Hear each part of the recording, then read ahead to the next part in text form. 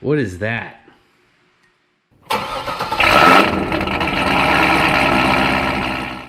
Hey guys, welcome back to the channel, and as you guys saw, we have a new bracket here. You guys might be wondering, well, why do we have a new bracket? Well, long story short, when I tried to put the new Idler pulley on the old bracket, I accidentally stripped it out.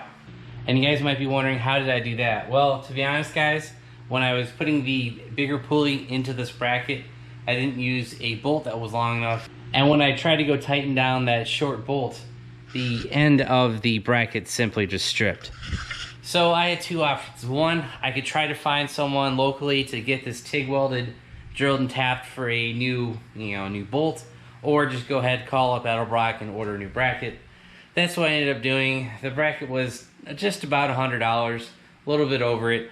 What I'll do with the old one is take it off, and if and whenever I pick up a TIG welder, I may attempt to fix it then. But I'll keep it as a backup. Plus, the cost of machining, drilling, grinding would have been more than the value of this to buy new ones. So that's kind of where we've been at for the last couple weeks. You guys can see the car is still kind of torn apart. The cooling system is still over on the floor.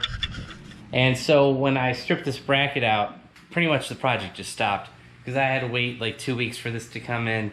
And you guys may have seen a vlog a couple weeks ago where I was still feeling sick. I'm still feeling a little bit sick. I actually just went back to the doctor, and I still have a viral infection.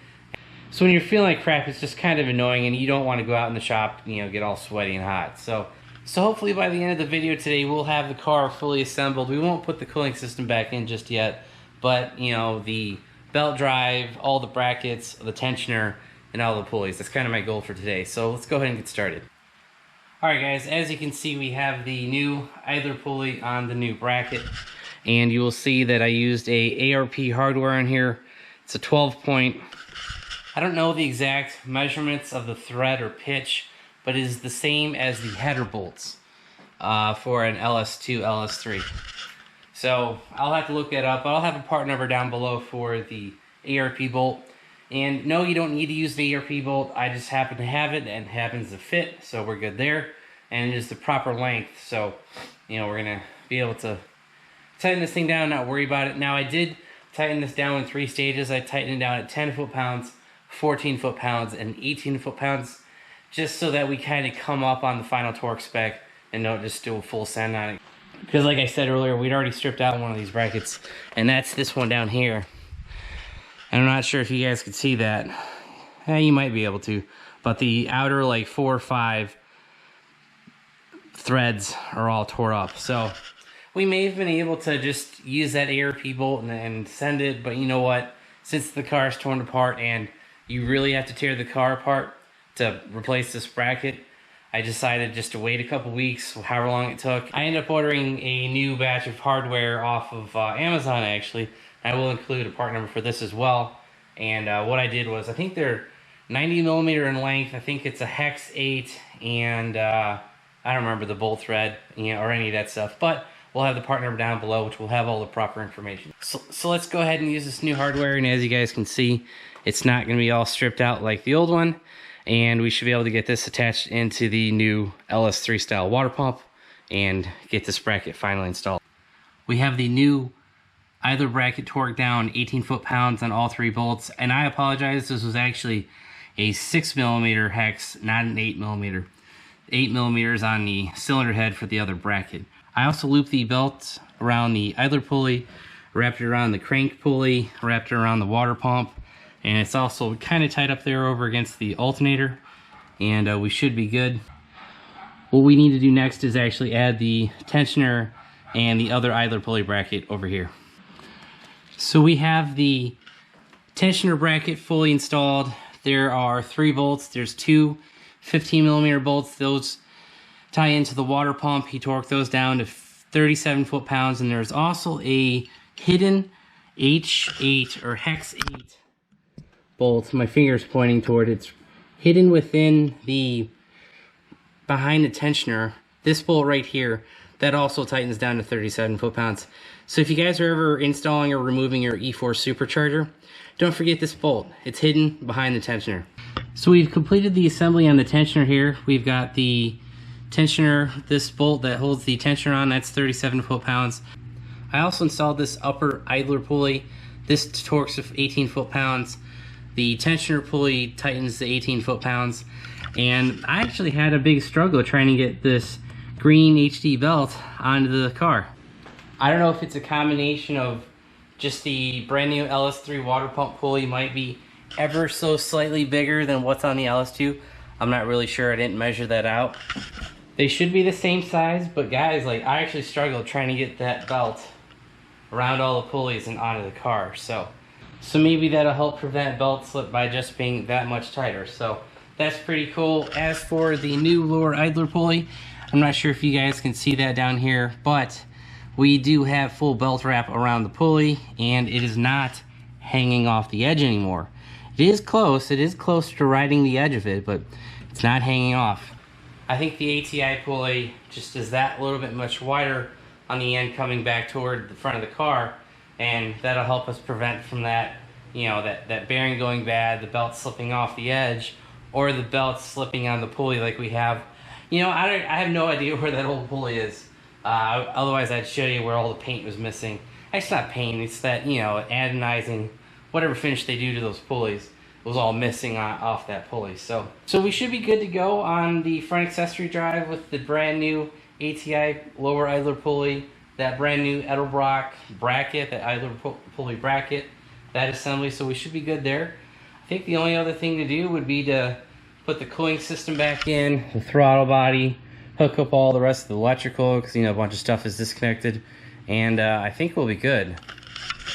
That is going to be it for this part of the video. We have one little quick project on the truck to do, and it's not worth filming a whole nother episode, so I'll just include it in the end. Alright guys, we are here in the back of the truck. We're going to be replacing the license plate lights that are on this corner and over here on this corner. I have these really cheap LEDs in there, and I'm going to be replacing with these standard halogen bulbs. These are some Sylvania 194s, and they're the long life version.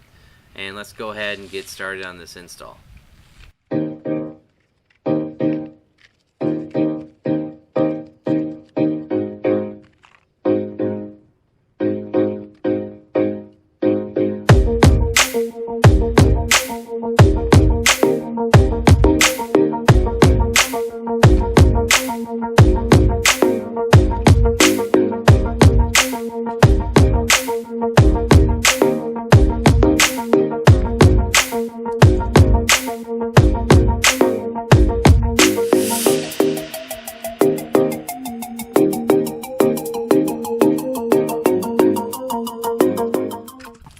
As you can see, the light's working on the passenger side as well as the driver's side. Alright guys, I apologize if that ends clip, the audio sucked. I had to dub over it because we had a very noisy situation outside. I couldn't do anything about it, so that's what you get for filming at home. You can't control all the conditions, but thankfully we've got a good enough garage where we can film this. But these are the LEDs that we took out of the truck, and these are real cheap. I think I got a bag of these on Amazon for like $5 or $6, and I've had to replace every single one of them. So my word of advice, don't buy cheap LEDs. They're just not worth your time. So speaking of more noises, I just ended up closing both garage doors. The light probably changed in here a little bit. But, you know, it's just kind of what you get for filming at home, and, you know, it is what it is. But like I was saying, don't use cheap LEDs. I think I have a video on the LEDs install I did on the truck. I replaced all of the internal lights with LEDs. The truck basically just uses 194 for almost every bulb in the truck, and I replaced them all with 194s from superbrightled.com. Very good website, kind of pricey, but I've had those, man. I did those probably 5 or 6 years ago, and I have not had a problem with any of them. Like, they all still work. So, like I said, word of advice, don't use cheap LEDs, they're trash. I want to say these failed within 3 to 6 months of me installing these on the rear license plate on the truck. So, you know, it kind of is what it is. But anyway, that's going to be it for today's video. I think we've got a lot covered. We did the accessory drive on the Corvette. You know, we finished the water pump. We finished the idler bracket. We put the new pulley in. And I think we should be good there. So hopefully with that new setup, we have two things. One, we have less belt slip. You know, just due to the fact that that idler pulley isn't locking up anymore and the belt's sliding on it. And the second point, I hope we're able to extend the length of the belt life on the Corvette, just because it is kind of a pain in the butt to replace them.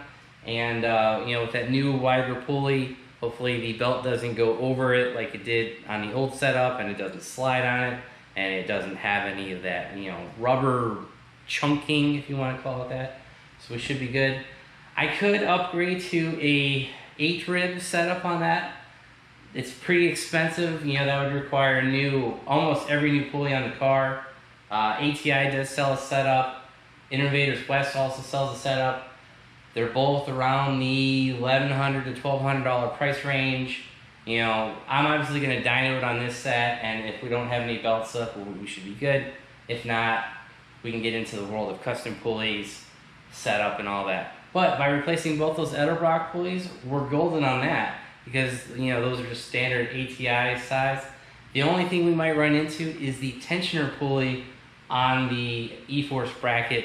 I don't know the exact space, length, and all that. That's the one pulley I haven't figured out, but everything else I've figured out. It's just to order a setup from ATI. But anyway, and then we ended the video with replacing some lights on the truck. You know, nothing too crazy today, but now we could put the cooling system back in, but I've got a couple more mods and changes I want to do to the car before we get to that. So if you guys want to watch that video, you guys are going to have to subscribe, and you'll catch that in a future video. So I hope you guys enjoyed the video. Try to change up the content a little bit with truck and Corvette in the same video, and we'll go from there. So if you guys like the video, give it a big thumbs up. If you haven't already subscribed, please do. If you want to know when I upload new content, hit that bell notification button down below. So if you guys want to help support the channel, click all the links down below, and make sure you go check out BonecrrusherSS.com. We have those brand new hats that just came in stock. I've sold a couple of those actually, so those might go real quick. But check those out. You know, we've got keychains, t-shirts, stickers. We've got belly pants for the SS.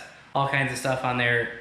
Go check that out. And all the money you guys spend on there, you know, goes right back into the channel, goes right back into the builds, goes right back into the projects, and helps offset just cost of cameras, websites, getting stuff made, you know, all that good stuff. So thanks for tuning in today. I hope you guys have a great one. Thanks.